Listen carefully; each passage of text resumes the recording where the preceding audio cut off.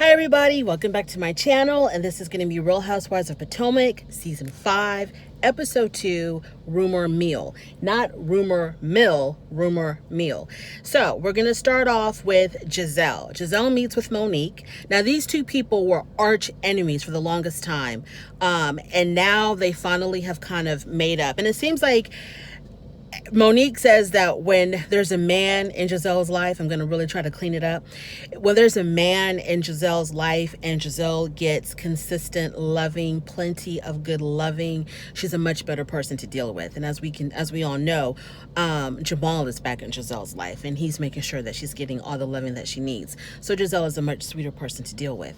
So Giselle and Monique are meeting for lunch and they plan to have a party for Ashley, and they call it Coming Out the House Party, which is a cute title.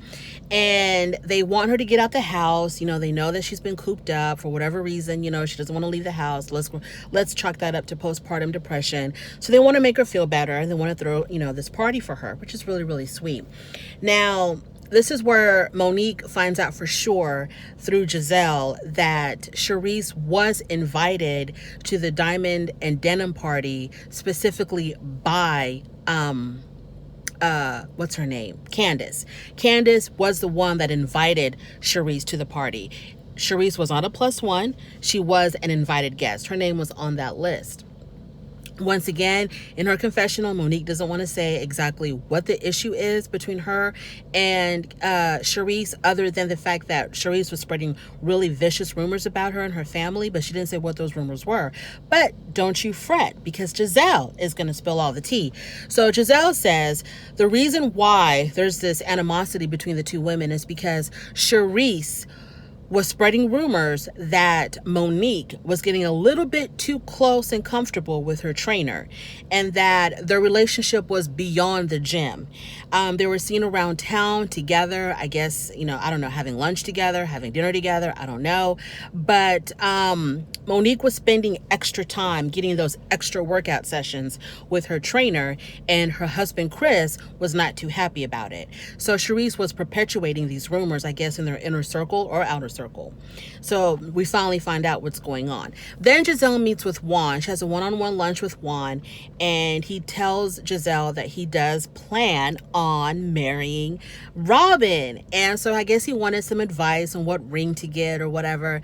And Giselle was like, well, you got to get it twice as big because you put her, through twice as much pain, confusion, and heartache. So you need to get her a nice big ring. And then Juan is like, well, Robin really isn't the big flashy type, which is true. But Giselle was like, y'all been together 24 years. You better get that girl 24 diamonds. And so Juan is like, bet, we'll do that.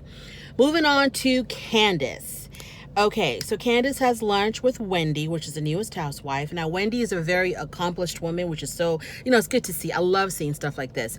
She's got like a PhD in something. She's a professor at a really prestigious university. She's been a commentator, I think, on CNN, a political commentator. So this is a very well-accomplished woman, which is beautiful to see. And she's also from Nigeria, and she's a beautiful woman. She's got that melanin popping all over the place, so it's really good to see that. Then there's a scene where so she talks about Karen and Giselle. She wanted to know, she was asking Wendy, so what do you think about the girls? I forgot what Wendy said, but basically Candice wanted to gossip about Giselle and Karen. She was saying, that Giselle is going to haze you. She's going to put you through the ringer just to test you to see exactly how tough you are. And Wendy was like, she ain't worried about Giselle at all. Then there's a scene with Candice with her husband, Chris. Chris is making her breakfast. It's a beautiful thing to see a man, making a meal for his wife. I love seeing that. So he's making breakfast for her, and she just came out of the bathroom because she just peed on a stick. And the results were negative. She is not pregnant. And she seemed a little bit disappointed about not being pregnant, even though she says that maybe she's not ready to have a baby right now. And her main issue is because of how she was raised by her crazy mom. She doesn't know that if she has the skills, the right skills to really parent a child. Her exact words were, she doesn't know if she can mother something.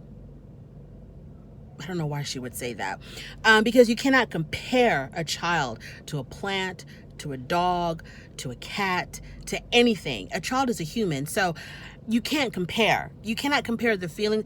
I understand that people feel a certain way about their pets. I totally understand that. How they see their pets as their children. And there's people probably who have pets and children who would probably say the way I feel about my child is the same way I feel about my dog. Probably. But I just don't see how.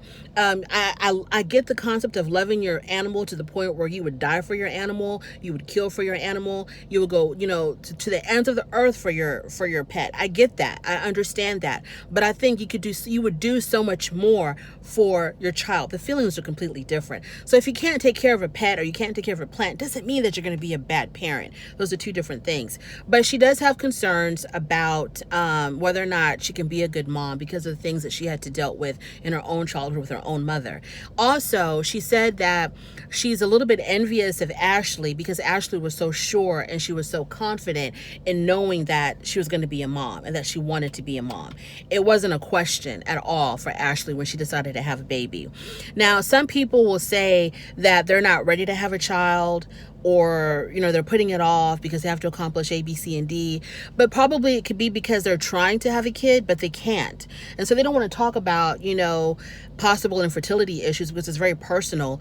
They don't want to talk about, how they've been trying, but nothing's happening because it's going to, drag up all kinds of emotions. And so it's just better to say, oh, I'm not ready to be a mom. I don't know if I can be a mom, to kind of hide the fact that they really are ready and they really are trying, but nothing's happening. And I hope that's not the case with Candice, because I don't want to see someone who really, really want to be a mom and they can't.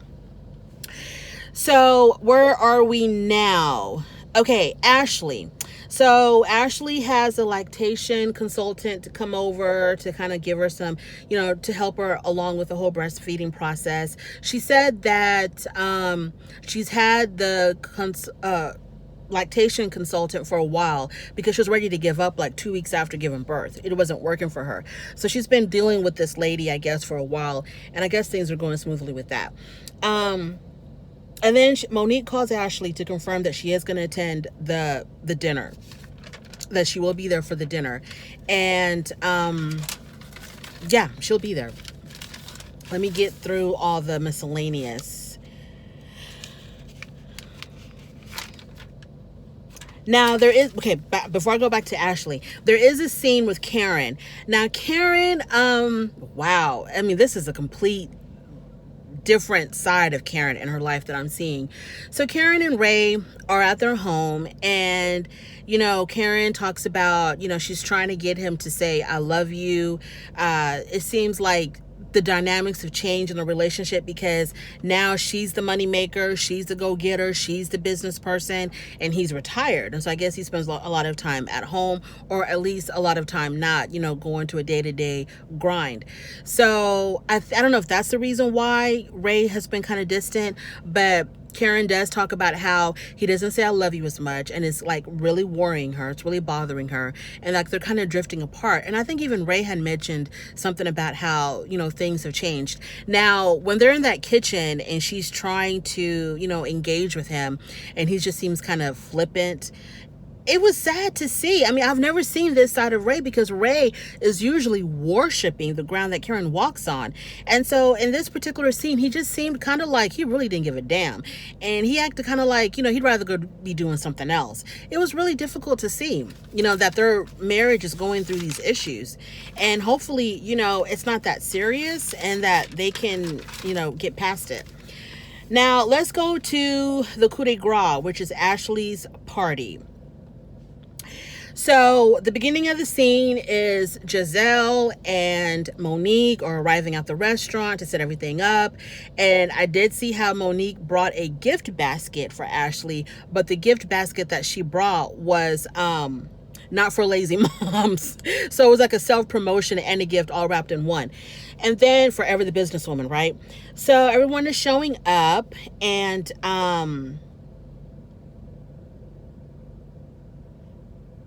I'm trying to read my notes here, y'all. Give me a second. Candice made a huge... Oh, okay.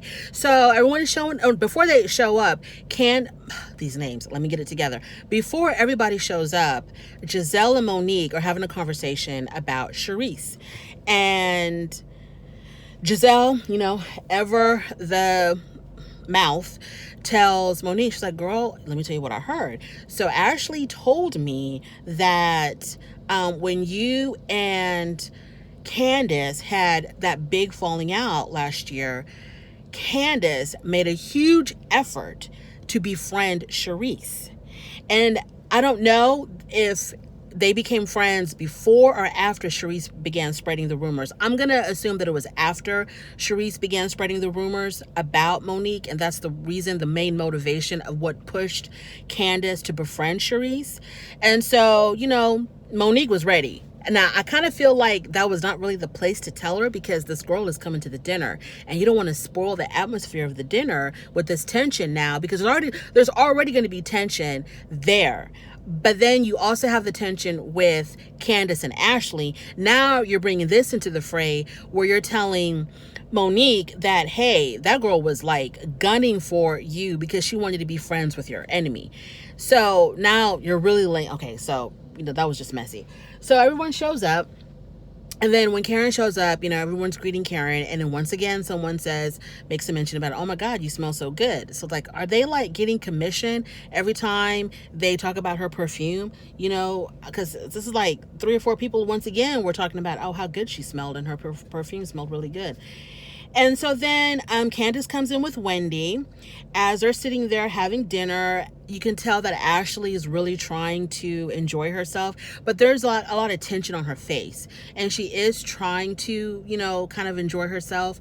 She talks about having a sip-and-see, and she's inviting everyone to her sip-and-see because she wants everyone to meet the baby, and she extends the invitation to everybody at the table. So then we all know that Candice is also invited to the sip-and-see. Then Ashley talks about what her anus tearing. I don't know if it was, I guess, from childbirth. She had an issue with her anus tearing, and so she talks about in great detail what she's been going through with that, and the fact that she has to get Botox injected into her anus. So this is not good for dinner conversation. So we quickly move past that, and then Ashley asked about Candice's party and how it went, and this is where it all begins. So Monique says that, yeah, the party was fine, but she had to avoid, I think she said warthog at first, and then she said walrus, and she was referring to Charisse, and she had to avoid the walrus.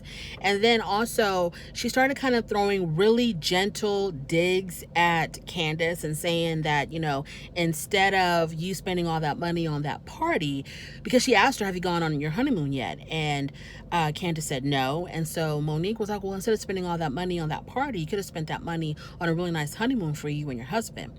Wow.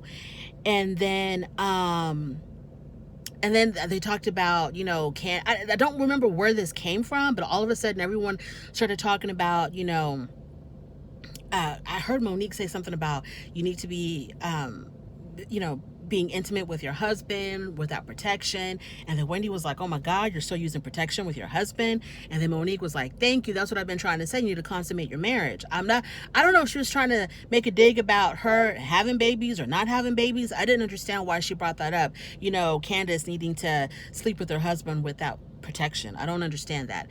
And so then Candice was like, well, what do you use? And what are you doing? And what are you doing? And then I thought it was funny when someone said that Ray pulls out. Ray and Karen? Why would you do that? Why? Anyways, I don't understand why Ray is pulling out. And then here we go. So then it goes on to, there was a lot going on, so I don't know if I'm going to keep this straight or if I'm going to remember everything. Then Giselle was like, well, you need to apologize to Ashley because of all the horrible tweets that you put out and the fact that you didn't even congratulate her when she had her baby. And Candice said, well, I would like to move past that and move forward with Ashley and, find a common ground with her. But that's something that me and her need to talk about one-on-one and not here at the dinner table. And then Ashley said something like, I don't have a problem with, moving forward with you. My problem with you is that you don't practice what you preach. You'll say one thing, but then you're still talking about me behind my back. You're still throwing digs at me behind my back. And then kind of all hell breaks loose. Everyone's talking, everyone's yelling and screaming. Not yelling and screaming necessarily, but everyone's talking at once. And I really couldn't understand what was being said. But I do know one thing. Candice because they're all ganging up on Candice. Like, well, you need to do this, and you need to apologize to Ashley. You need to do this, and then Candice was like, hold the hell up. Is this a dinner for Ashley, or is this, attack Candice? Which one is it? I need to know. And she got so frustrated with them that she was like, F y'all, F all of y'all. And I think that's where it ended. So we will continue this at the next episode, because I know you can barely see me. I'm going to end it right here because I'm losing all my light. Thank you for joining me so much. If you like what I'm doing here, please give me a thumbs up. If you don't like what I'm doing here, I probably will never see you again, but I did my best. Thanks for stopping by nonetheless, and I will see all of y'all next time. Bye.